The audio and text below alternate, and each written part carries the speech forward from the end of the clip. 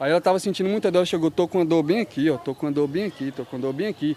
Aí eu cheguei lá e falei pra eles, ei, ela tá com dor bem aqui, eles pegou e colocou ela numa maca lá, entendeu?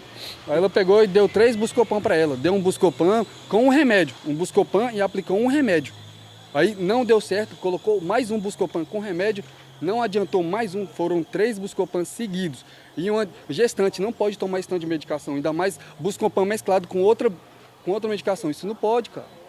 Aí do nada, a mãe dela chegou lá e perguntou se ela, o médico perguntou para a mãe dela se ela tinha algum ataque de crise de alguma coisa, ela falou que não, mas se podia aplicar um remédio nela, que era para dopar ela. Falou que ela mesma respondeu ao médico, médico, por favor, estou com muita dor aqui, entendeu? Eu prefiro ficar dopada do que sentir essa dor. Aí doparam ela, aí ela começou a ficar meio grogue e deitou. Aí quando ela voltou, ela pediu para levantar. Eu e a mãe dela colocou a mão atrás dela, levantou ela.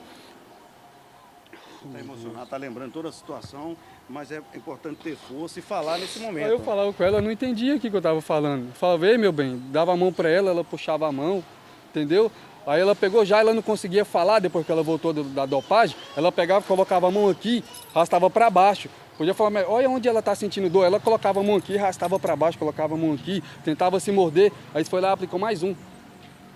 Aí ela começou a passar mal, ela começou a dar uma convulsão, ela começou a coisar a língua, eu peguei e puxei a língua para fora para ela não engasgar. Que hora que foi isso, que ela começou a dar convulsão, o horário mais ou menos, você lembra?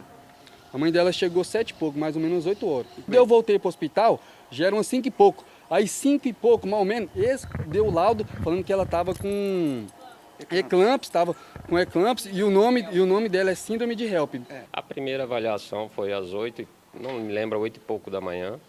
Tá? Ela apresentava apenas um quadro de epigastralgia e um transtorno de ansiedade, um pouco agitado, com dados vitais todos normais, pressão, monitoramento de batimento cardíaco, saturação de oxigênio, então tudo ok nesse ponto. Bom, a paciente foi medicada, né, foi avaliada, não estava em trabalho de parto, foi mantida sob observação nesse período, tá? Porém, ela apresentou pouca melhora até o final da manhã. Né? No início da tarde, ela regudizou o quadro, com dor novamente, com estado de agitação. Tá? E é importante salientar o seguinte, todos os dados dessa menina, todos os dados vitais da Sayuri, né? O nome da paciente, se apresentavam dentro da normalidade, inclusive durante o pré-natal, sem alterações de pressão e nada.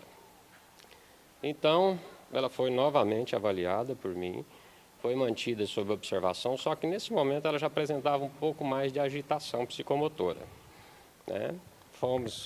Levamos a paciente de pronto, depois para a semi-intensiva, para monitoramento contínuo. E no início da tarde ela começou a apresentar o primeiro sinal de alteração de pressão. Nesse momento, a gente já percebeu que podia se tratar de uma pré-eclâmpsia, né? Que é uma patologia que pode ocorrer durante a gestação, devido a uma má adaptação do organismo materno à placentação, ou seja, a adaptação da placenta. Isso ocorre geralmente após a 20ª semana, mas do fato dela não tinha apresentado até então. Bom, de imediato, na suspeição desses sintomas, a gente já solicitou os exames que se fazem para a rotina laboratorial de doença hipertensiva, para a gente avaliar complicações do quadro. Né? Bom, enquanto a gente aguardava os sintomas, ela foi mantida sob o monitoramento, os exames laboratoriais, ela foi mantida sobre monitoramento contínuo, sobre a supervisão médica e da equipe de enfermagem.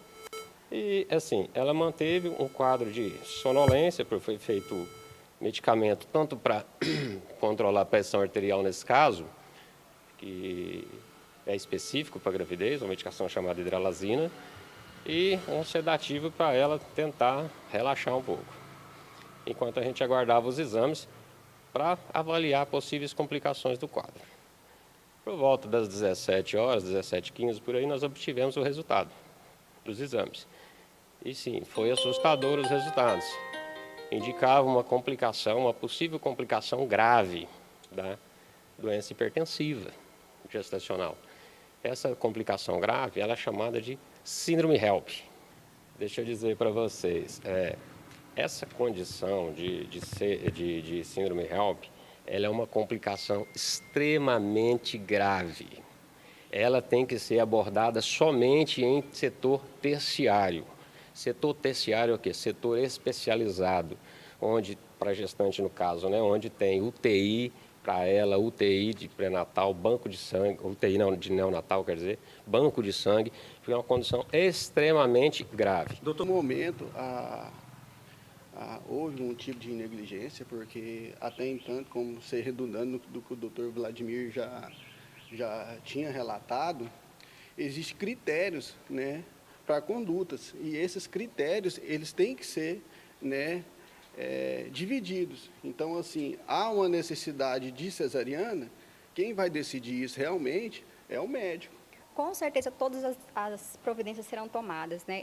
Já acionamos nosso comitê de investigação de óbito, será feita uma perícia, vamos identificar se houve mesmo alguma situação que poderia ter resultado em uma forma diferente e as providências, assim que constatadas, serão tomadas.